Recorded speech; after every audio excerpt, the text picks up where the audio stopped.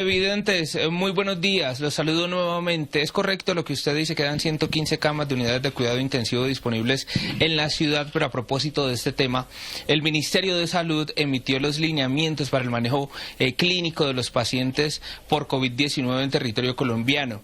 Ahí se especifican, por ejemplo, cuáles son las condiciones de salud que debe tener una persona infectada o sospechosa para ingresar a una UCI. ¿Y cuáles serían? Vamos a contarle a los televidentes. Falla respiratoria, choque séptico, baja presión arterial, deterioro neurológico progresivo. Estamos en este momento en línea con el doctor Camilo Pizarro, él es el vicepresidente de la Asociación Colombiana de Medicina Crítica. Bienvenido a esta hora con nosotros y yo quiero preguntarle, ¿nos puede detallar un poco más las condiciones de los pacientes que llegan a una UCI por COVID-19 y por qué serían importantes este tipo de lineamientos? Buenos días. Buenos días, Juan Carlos, y buenos días a la teleaudiencia. Bueno, realmente, como mencionó ahorita Juan Carlos, el Ministerio de Salud recientemente en su última actualización publicada en el mes de julio, emitió una serie de parámetros por los cuales los pacientes deben ingresar a las unidades de cuidado intensivo. Lo primero que tenemos que hacer es que recordar que la infección por el virus SARS-CoV-2 produce lo que la gente llama, o lo que todos llamamos, la enfermedad COVID-19.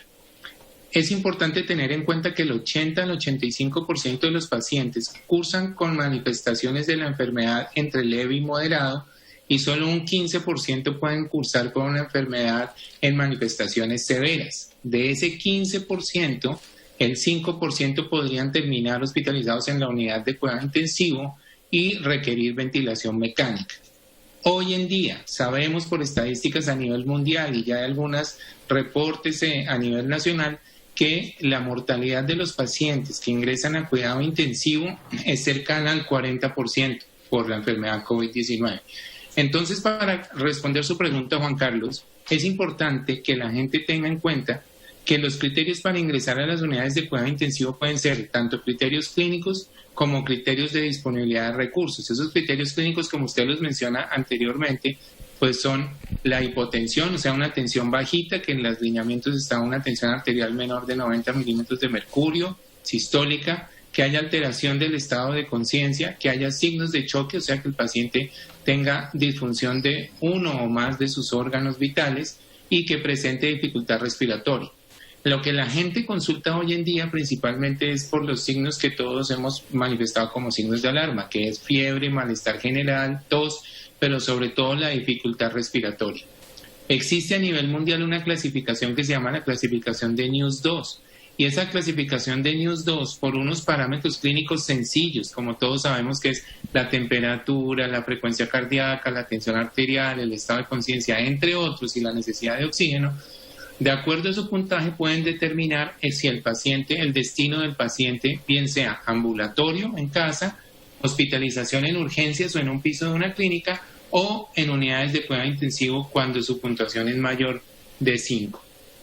Con esto yo creo que podemos enfocar muy fácilmente a aquellos pacientes que requieren unidades de cuidado intensivo, adicional a otros parámetros que tenemos nosotros cuando tomamos laboratorios, cuando los pacientes llegan a las clínicas. Doctor, también en esos lineamientos están las condiciones de salida de un paciente, por ejemplo, que la saturación de oxígeno esté por encima de 90 por más de 48 horas, la ausencia de fiebre por 72 horas y lógicamente que pueda ser tolerante a la extubación. Yo quiero preguntarle cómo es el tratamiento en una UCI en este caso y después de que un paciente sale de una UCI, ¿qué sigue para él?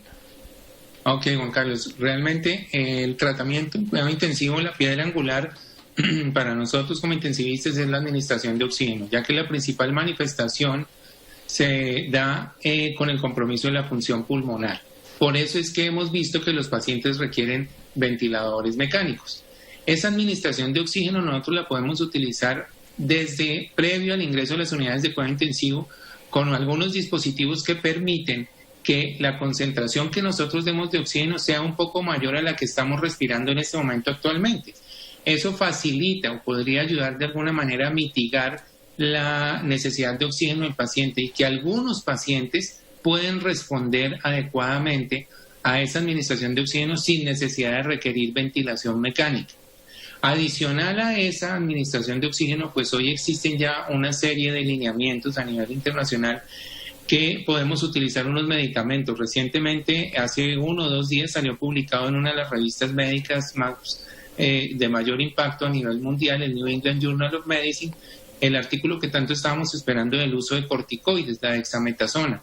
Ellos encontraron que con una administración de 6 miligramos diarios durante 10 días, a partir del ingreso del paciente, y ojo, en aquellos pacientes que requieren terapia adicional de oxígeno, sobre todo los pacientes que están en ventilación mecánica, demostró una disminución de la mortalidad de un 41% a un 29% en el grupo que se hizo comparación. Ellos reclutaron aproximadamente más de 6.000 pacientes y establecieron 2 grupos diferenciales, en un grupo más de 2.200 pacientes y en el otro los otros 4.000. Pero encontraron una diferencia significativa en la mortalidad en aquellos que recibieron dexametasona entre un 41 a un 29%, lo cual es muy importante y creo que ya todas las unidades de cuidado intensivo del país lo tenemos dentro de nuestro arsenal terapéutico. Adicional a eso, hay otros medicamentos como son los anticoagulantes que también se pueden administrar, pero eso ya requiere, digamos, una evaluación, unas características clínicas del paciente que hacemos nosotros en las unidades de cuidado intensivo. No olvidar que a veces son pacientes que tienen infecciones sobreagregadas y requieren la administración de antibióticos, requieren la administración de nutriciones en fórmulas enterales, requieren sedantes para permitir el acople con la ventilación mecánica. Entonces, pues realmente el manejo de estos pacientes resulta multidisciplinario.